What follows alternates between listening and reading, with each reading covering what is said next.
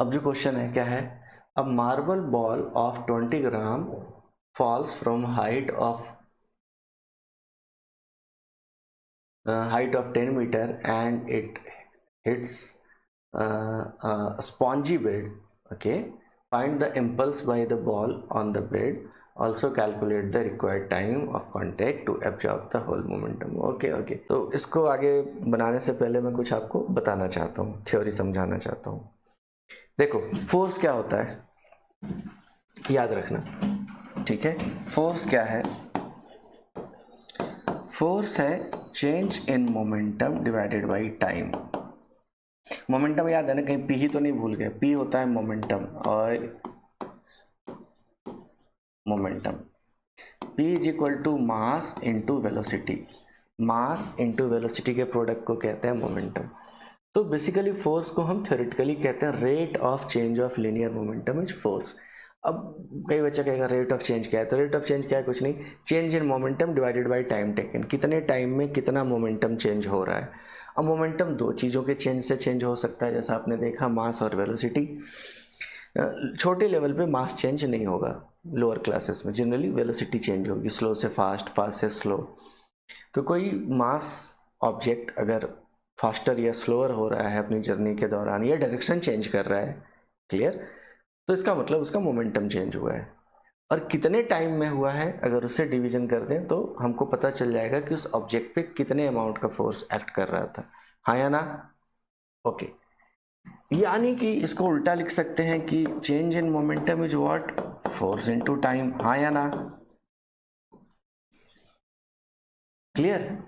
अभी जो force into time है ना, फोर्स इनटू टाइम, इसी को कहते हैं इम्पल्स। याद रखना, इम्पल्स एक अलग फिजिकल क्वांटिटी है। इम्पल्स वेक्टर नहीं, स्केलर है। थोड़ा थोड़ा आपको ज्ञान देता जाता हूँ। इम्पल्स स्केलर क्वांटिटी है और ये बराबर किसके होता है, चेंज इन मोमेंटम के। मोमेंटम कैसी क्वांटिटी है ये वेक्टर है, इसीलिए इम्पल्स मोमेंटम के बराबर नहीं है। चेंज, ये चेंज को ऐसे छोटा लिखने का, ट्रायंगल बनाने का मतलब चेंज इन मोमेंटम, यानी कि P2 माइनस P1 या P final minus P initial, है ना, 1 था ये।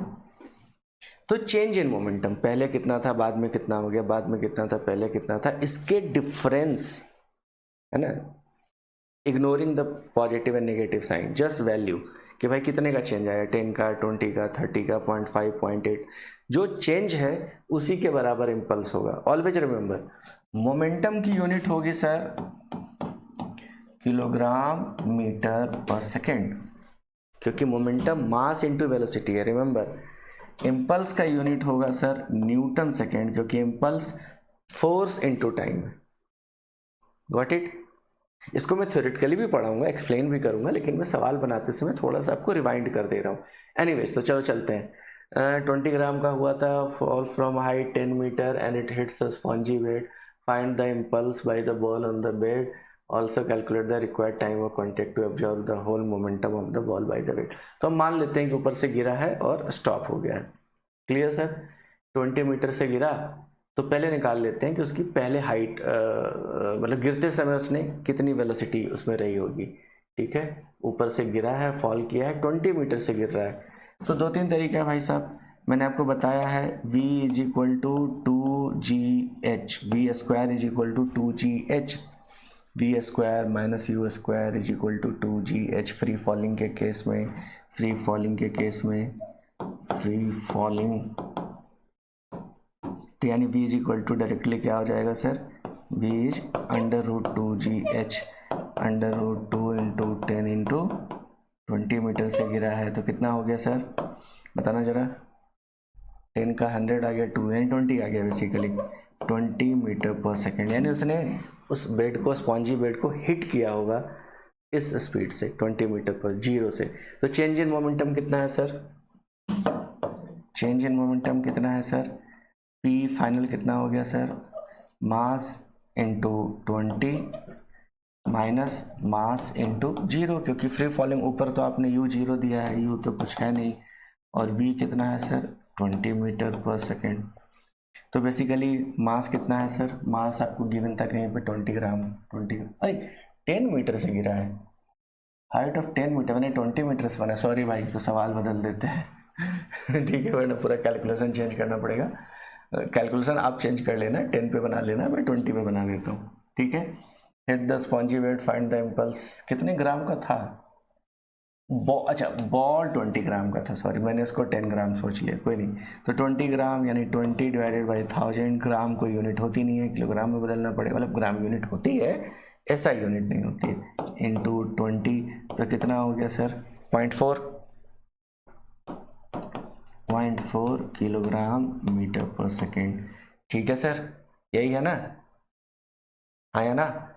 तो यानी कि इम्पल्स पे कितना हो गया सर,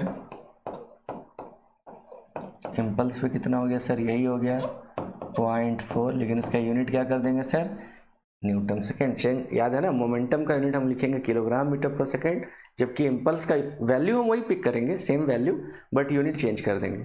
अभी सवाल पूछा है कि एब्जॉर्ब टाइम कितना लगा उसको ये सब एब्जॉर्ब करने, इतना हाई मोमेंटम से गिरा होगा, ठीक है, और मोमेंटम 0 हो गया, तो पॉइंट ऑफ कांटेक्ट में कितनी देर में ये उसने पूरा एब्जॉर्ब कर लिया होगा।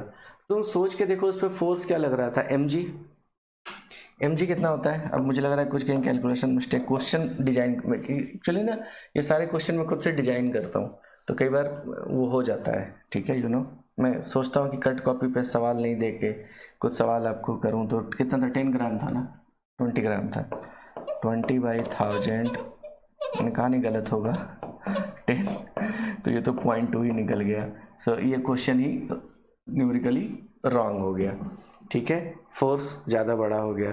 तो मतलब आप कह रहे हो कि इतना फोर्स लगा और इतना इम्पल्स हुआ, नहीं सही है क्या, सही है क्या, तो इम्पल्स इज इक्वल टू, सही है ना, सही तो है, सही है, impulse is equal to force into time, तो टाइम इज इक्वल टू क्या हो जाएगा sir, time is equal to आपने बोला ना, इम्पल्स इज इक्वल टू कहाँ गया, impulse is equal to force upon time, तो टाइम इज इक्वल टू क्या हो गया सर, इम्पल्स अपॉन फोर्स, तो यानी इम्पल्स कितना निकला सर, 0.4 डिवाइडेड बाई 0.2, तो यानी कितना हो गया सर, 2 सेकेंड, सही है ना, चेक कर लेना एक बार। देखो भाई इसके लिए मुझे आप थोड़ा सा ना लिबर्टी दो, क्योंकि ये सवाल मैं कोशिश करता हूँ कि खुद से स्ट्रक्चर करूँ, खुद से डिजाइन करूँ, और कई बार ना उसकी वैबिलिटी क्वेश्चन की चेक करने का, मैं डिजाइन करते समय ऐसा लगता है मुझे, सिक्स सेंस आ जाता है कि सही सवाल बना रहा हूँ, लेकिन कई बार ऐसा हो सकता है कि सवाल मैंने डिजाइन किया, फिजिक्स में तो सवाल सही है, लेकिन रियली क्या ये पॉसिबल है, तो वो वैल्यू इधर कई बार हो सकती है, तो उसके लिए मुझे माफ़ करना, लेकिन बाकी ये है ना, फॉर्चुनेट था कि ये सवाल सही निकला। ठीक है, आगे चलें।